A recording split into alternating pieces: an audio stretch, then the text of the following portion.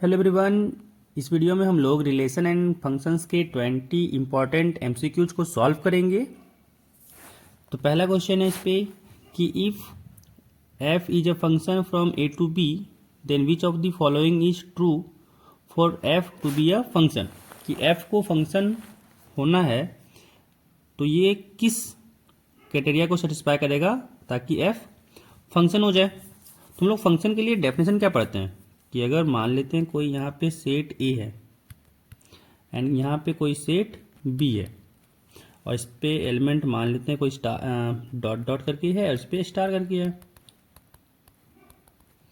तो अगर इस पे एक फंक्शन रिलेशन डिफाइन है एफ और इस रिलेशन को हम लोग फंक्शन कहेंगे अगर ए के सारा एलिमेंट बी में मैप हो और ए का क्या हो, ए के हर एक एलिमेंट का यूनिक इमेज बी में हो। मतलब यहां से कह सकते हैं कि एवरी एलिमेंट ऑफ ए वो किससे रिलेट किया हो, यूनिक एलिमेंट ऑफ बी से। ठीक है, ऐसा नहीं कि ए का एक एलिमेंट बी के दो एलिमेंट से मैच कर जाओ। तो ऑप्शन क्या हो जाएगा इसके लिए, ऑप्शन ए कि every element of A is related to a unique element of B. यहाँ भी देख सकते हैं कि ये एलिमेंट यूनिक एलिमेंट से रिलेट है, ये भी यूनिक एलिमेंट से रिलेट है, ये भी यूनिक एलिमेंट से रिलेट है। सेकेंड क्वेश्चन कह रहा है if f x equal to mod x the function is. तो मॉड एक्स का फंक्शन को अगर ग्राफ हम लोग ड्रॉ करें तो ग्राफ कुछ ऐसा होता है। और हम लोग जानते हैं रूल के तहत क्या होता है कि अगर हम लोग एक्स एक्सिस के पैरेलल अगर कहीं भी लाइन खींचें और अगर वो ग्राफ को दो बार कट कर रहा है तो फंक्शन 1 1 तो नहीं होगा, है ना। और अगर वैसे भी चेक करना चाहें तो x इक्वल टू 1 के लिए एंड x इक्वल टू -1 के लिए दोनों के लिए जो एफ एक्स आएगा वो तो 1 ही आएगा। तो यहाँ से भी देख रहे हैं कि x के दो वैल्यू के लिए y का एक वैल्यू मिल रहा है। तो यहाँ से फंक्शन 1 1 तो नहीं है, ये क्या हो जाएगा, मिनी 1 हो जाएगा। ठीक है, अब चेक करते हैं क्या ये ऑन टू है। तो यहाँ पे ऑन टू चेक करने के लिए क्या कंडीशन लगाएंगे कि क्या जो डोमेन का जो रेंज का सारा एलिमेंट है कोडोमेन का, तो कोडोमेन का सारा एलिमेंट अगर मैप किया हो डोमेन के साथ तभी कहेंगे।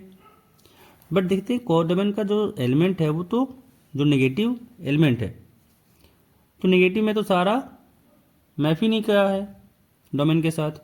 डोमेन में ऐसा कोई भी एलिमेंट नहीं है जो नेगेटिव नंबर के साथ मैप किया हो, जैसे -1 इसके साथ तो कोई मैप ही नहीं किया है।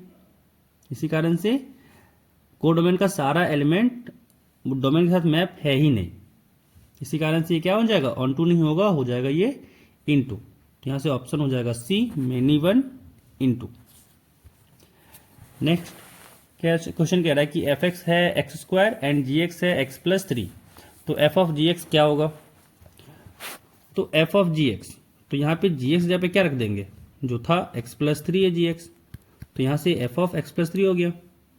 और जहाँ पे x था उसकी जगह पे क्या रखना है, x+3, तो यहाँ पे x है वहाँ पे रख देते हैं। तो यहाँ से क्या हो जाएगा x+3 का स्क्वायर। तो यहाँ से क्या आ गया option, option A. Next question कह रहा है कि the domain of the function f x is equal to √x-3। तो अगर ये फंक्शन को डिफाइन होना है तो जो रूट के अंदर वाला टर्म है उसको पॉजिटिव होना होगा। इसका मतलब यहाँ से कह सकते हैं कि x-3 क्या होना होगा, greater than equal to 0। Otherwise root के ओवर अगर निगेटिव नंबर आ जाएगा तो डिफाइन ही नहीं रहेगा, क्योंकि रूट के अंदर निगेटिव नंबर डिफाइन नहीं होता है ना। तो यहाँ से क्या आ गया कि x का जो वैल्यू होगा वो ग्रेटर देन इक्वल टू 3 होना चाहिए। और यहाँ से क्या आ गया, x का value greater than equal to 3 का मतलब कि x जो बिलोंग करेगा वो करेगा क्लोज इंटरवल 3 से इन्फिनिटी। तो यहाँ से डोमेन क्या आ गया, 3 to इन्फिनिटी।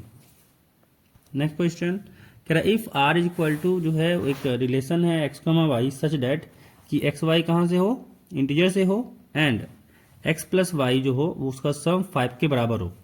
तो पूछा जा रहा है कि r क्या होगा, रिफ्लेक्सिव, सिमेट्रिक, ट्रांजिटिव में। तो यहाँ पे कर देखें x+y जो है वो 5 डिफाइन किया गया है ना।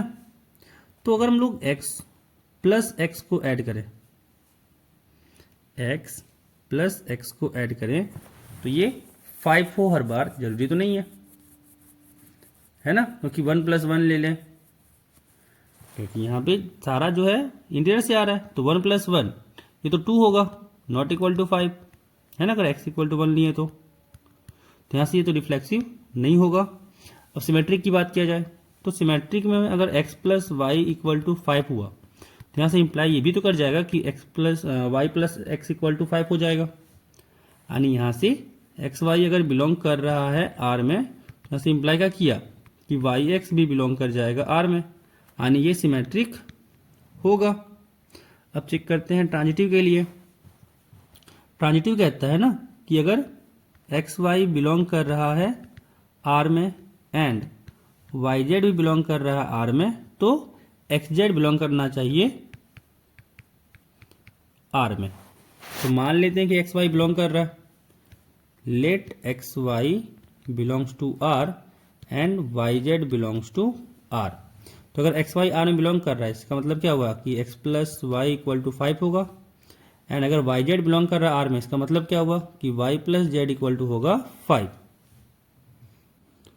तो यहाँ पे अगर देखें कि x = ले लें 1 और y = ले लें 4, तो यहाँ से 1 + 4 तो 5 हो गया, एंड यहाँ से क्या लें कि y = ले लें 4 और z = ले लें 1, तो 4 + 1 यहाँ भी आ गया 5, तो बिलोंग तो कर गया।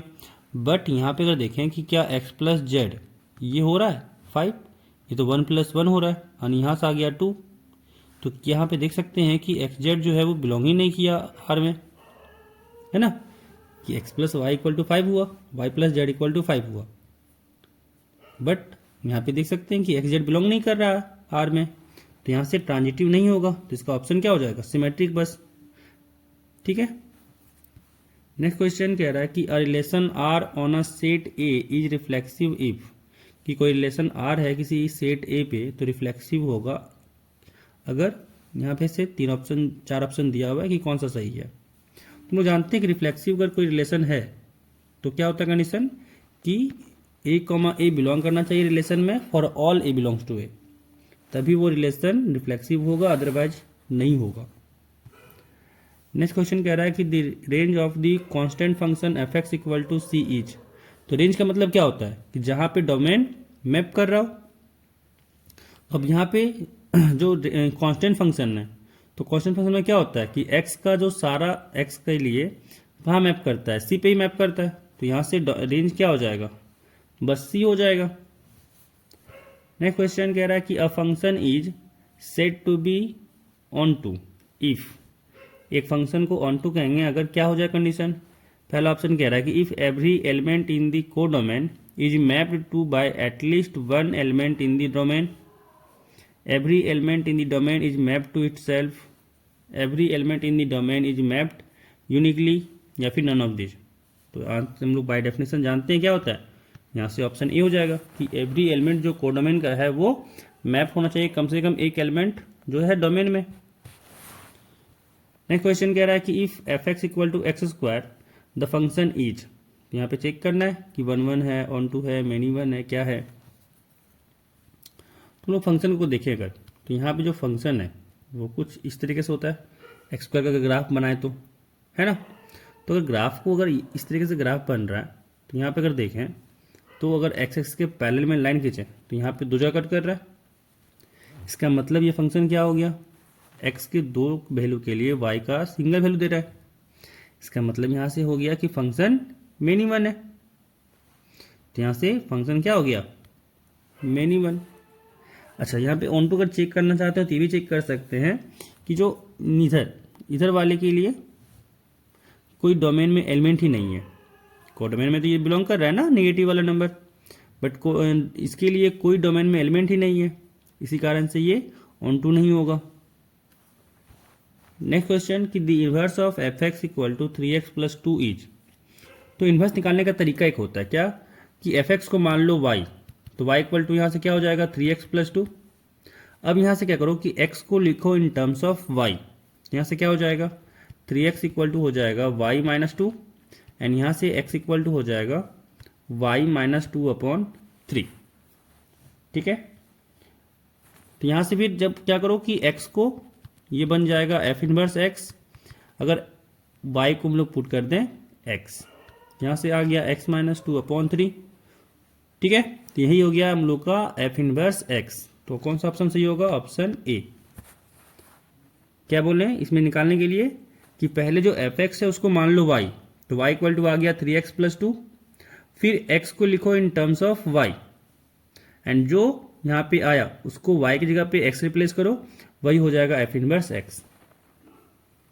ठीक है, नेक्स्ट क्वेश्चन कह रहा है कि the domain of the function fx equal to 1/x minus 2 is. तो यहाँ पे अगर देखा जाए तो ये फंक्शन सारे वैल्यू के लिए डिफाइन होगा, बशर्ते x इक्वल टू 2 ना हो, है ना। बस ये x इक्वल टू के लिए यहाँ पे डिफाइन नहीं होगा, क्योंकि जब x इक्वल टू लेंगे तो ये 1/0 आ जाएगा, अनडिफाइंड वाला केस हो जाएगा। तो यहाँ से क्या हो जाएगा? All real number except 2।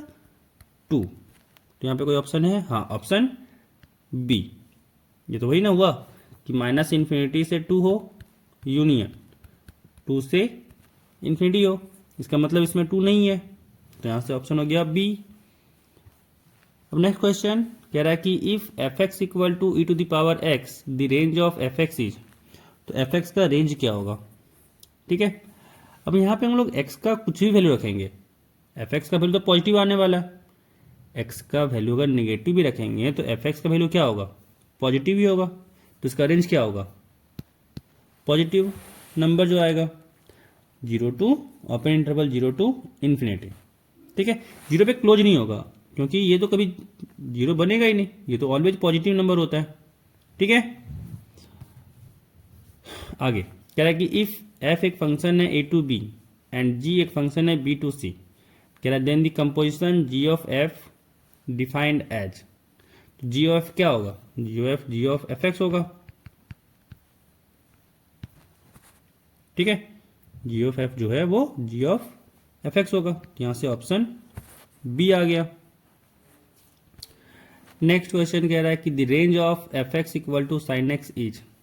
तो sin x का रेंज हम लोग याद कर रखते हैं कि -1 to 1 होता है, close interval -1 to 1।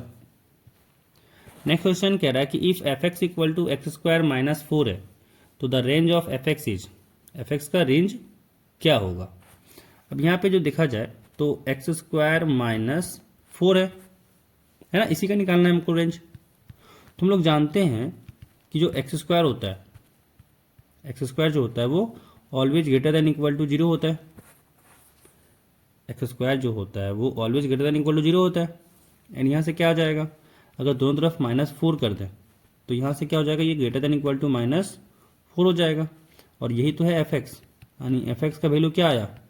Greater than equal to -4, and -4 पे क्लोज भी लगेगा क्योंकि इक्वल टू है, एंड यहाँ से आ गया ऑप्शन बी, -4 टू इन्फिनिटी। अगला क्वेश्चन कह रहा है कि if fx equal to x³ the function is.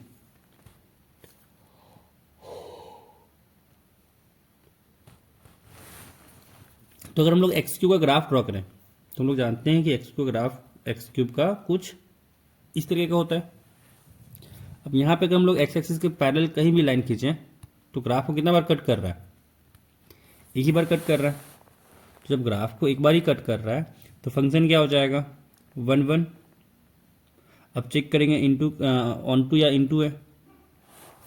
यहाँ पे अगर देखें तो जो कोडोमेन में एलिमेंट है, कोडोमेन में जो एलिमेंट है वो सारा मैप्ड हुआ है किसी ना किसी डोमेन के साथ।